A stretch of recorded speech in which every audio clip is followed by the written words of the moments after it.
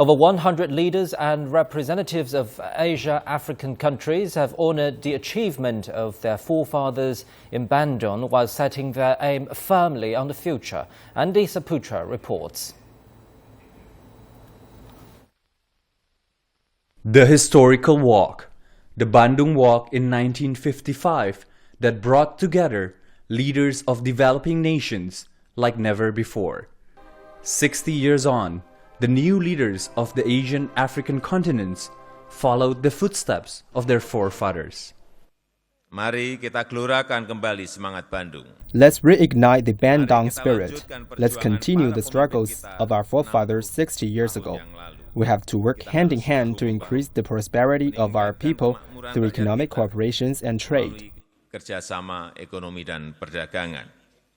The leaders, like their forefathers, have also made history with resolutions calling for independence for the Palestinian territories and bringing in a new era of South-South cooperation in the form of new Asia-Africa Strategic Partnership that refers to increased trade between the two fastest-growing regions in the world.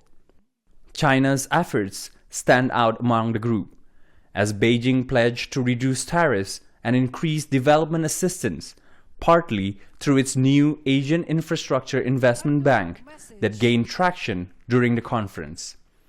The leaders also urges a new order aimed at increasing the economic and political power of emerging nations.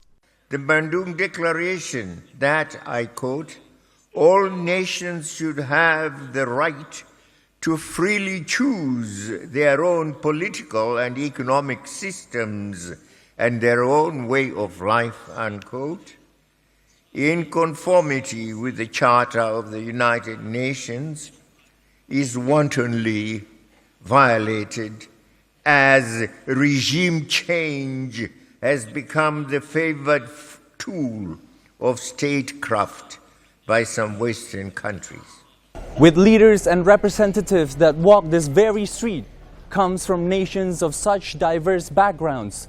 Coming to a consensus itself is already an achievement. And while the commemoration is certainly successful in revoking that sense of brotherhood, the jury is still out if they can turn that into real-world benefits. Andy Saputra, CCTV, Bandung, West Java.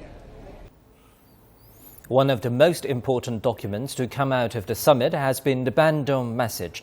The document was signed on Friday in the Merdeka Building by Indonesian President Joko Widodo, Chinese President Xi Jinping and King of Swaziland, Mswati III. Indonesia says China and Swaziland were selected out of particular consideration. He noted that China was selected to represent Asia because it's a large and advanced country, while Swaziland was chosen to represent Africa because it's among the stable countries in the continent. In the document, leaders committed to achieving sustainable development for the two continents by advancing cooperation in a wide range of fields. Meanwhile, April the 24th has been declared as Asian African Day. The Bandung Message is one of 3 documents produced during the conference.